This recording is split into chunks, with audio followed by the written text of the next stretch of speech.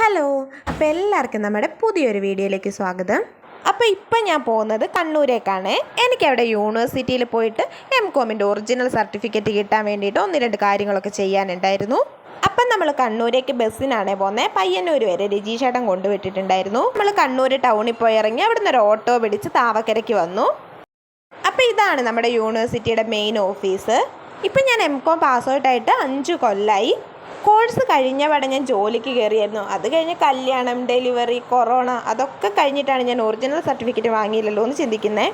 അങ്ങനെ ഞാൻ മുന്നേ 2-3 വട്ടം വന്ന് പ്രൊഫഷണൽ സർട്ടിഫിക്കറ്റും കൺസോളിഡേറ്റഡ് ഒക്കെ വാങ്ങിയായിരുന്നു. ഇപ്പം ഞാൻ ഒറിജിനൽ സർട്ടിഫിക്കറ്റിന് അപ്ലൈ ചെയ്യാൻ വേണ്ടിയിട്ടാണ് വന്നേക്കുന്നത്. നമുക്ക് ഓൺലൈനായിട്ടും ഓഫ്ലൈനായിട്ടും ഇത് ചെയ്യാൻ പറ്റും. നമ്മൾ യൂണിവേഴ്സിറ്റിയിലേക്ക് പോകുന്നതിന് മുന്നേ അങ്ങോട്ടൊന്ന് വിളിച്ച് എന്തൊക്കെ സർട്ടിഫിക്കറ്റുകളാണ് നമ്മൾ കൊണ്ടുവരേണ്ടതെന്ന് ചോദിച്ചിട്ട് പോകുന്നതായിരിക്കും ഒന്നും കൂടി നല്ലത്.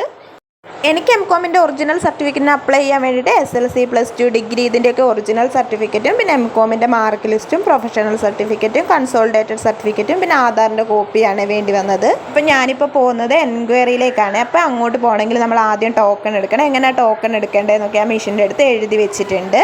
അങ്ങനെ നമ്മൾ സ്ക്രീനിൽ പ്രസ് ചെയ്യുമ്പോൾ നമുക്ക് ടോക്കൺ വരും. അങ്ങനെ ടോക്കൺ എടുത്തിട്ട് നമ്മളവിടെ വെയിറ്റ് ചെയ്യണം. സ്ക്രീനിൽ നമ്മുടെ നമ്പർ വരുമ്പോഴാണ് നമ്മൾ എൻക്വയറിയുടെ അകത്തേക്ക് കയറി പോകേണ്ടത്. അപ്പോൾ ഈ കാണുന്നതാണ് കണ്ണൂർ യൂണിവേഴ്സിറ്റിയുടെ എൻക്വയറി സെക്ഷൻ. ഇന്ന് വലിയ തിരക്കൊന്നുമില്ല. ഞാൻ വീട്ടിൽ നിന്ന് ഇറങ്ങുമ്പോൾ 11 മണിയായിരുന്നു. ഇവിടെ എത്തിയപ്പോൾ 12 മണിയായി. എൻക്വയറിൻ്റെ അകത്ത് നമ്മളെ ഹെൽപ്പ് ചെയ്യാൻ വേണ്ടിയിട്ട് ഓഫീസേഴ്സ് ഉണ്ടാവും. അവർ നമുക്ക് പറഞ്ഞു തരും എന്തൊക്കെ കാര്യങ്ങളാണ് ചെയ്യേണ്ടതെന്ന്. അപ്പോൾ എനിക്ക് ചെല്ലാൻ അടയ്ക്കാനും സർട്ടിഫിക്കറ്റിൻ്റെ എല്ലാ ഫോട്ടോ കോപ്പി എടുക്കാനും പിന്നെ ഒരു ആപ്ലിക്കേഷൻ ഫോം ഡൗൺലോഡ് ചെയ്തെടുക്കാനും ഉണ്ടായിരുന്നത്. യൂണിവേഴ്സിറ്റിൻ്റെ ഉള്ളിൽ തന്നെ അക്ഷയ ഉള്ളതുകൊണ്ട് ഈ കാര്യങ്ങളൊക്കെ നമുക്ക് അവിടെ നിന്ന് തന്നെ ചെയ്യാൻ പറ്റും. എനിക്കപ്പോൾ കുറച്ച് ഫോമൊക്കെ ഫില്ല് ചെയ്യാനും അതുപോലെ സർട്ടിഫിക്കറ്റിൻ്റെ കോപ്പിയിലെല്ലാം സെൽഫ് അറ്റസ്റ്റ് ചെയ്യാനൊക്കെ ഉണ്ടായിരുന്നു. ഇതൊക്കെ ചെയ്ത് കഴിഞ്ഞപ്പോഴത്തേക്ക് 1 മണിയായി. ഇപ്പോൾ ലഞ്ച് ബ്രേക്കാണ് യൂണിവേഴ്സിറ്റിയിൽ. ഇനി 2 മണിക്ക് സ്റ്റാർട്ട് ചെയ്യൂ. അപ്പോൾ ഞങ്ങൾ അവിടെ അങ്ങനെ വെയിറ്റ് ചെയ്യുവാണ്. ഒരു 2:30 ആകുമ്പോഴത്തേക്ക് നമ്മൾ ആപ്ലിക്കേഷനൊക്കെ കൊടുത്ത് അവിടെ നിന്ന് ഇറങ്ങി. ഇതിവിടെ യൂണിവേഴ്സിറ്റിയിൽ ആർട്ടിഫിഷ്യലായിട്ട് ക്രിയേറ്റ് ചെയ്തൊരു ഫോറസ്റ്റ് ആണ്. നല്ല ഭംഗിയുണ്ട് അത് കാണാൻ വേണ്ടിയിട്ട്.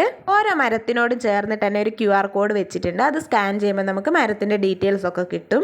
നമ്മളങ്ങനെ യൂണിവേഴ്സിറ്റിയിൽ നിന്ന് ഇറങ്ങി. ഇനിയിപ്പോൾ നമുക്ക് ഓട്ടോ വരും. അപ്പോൾ അത് കയറിയിട്ട് കണ്ണൂർ ടൗണിലേക്ക് പോകണം. ഇവിടുന്ന് ഓട്ടോ കിട്ടാൻ വലിയ പണിയൊന്നുമില്ല. ആൾക്കാരെയും കൊണ്ട് വരുന്ന ഓട്ടോ റിട്ടേൺ പോകുന്നുണ്ടാവും. അപ്പോൾ അതിൽ കയറിയിട്ട് പോവാം നമുക്ക്.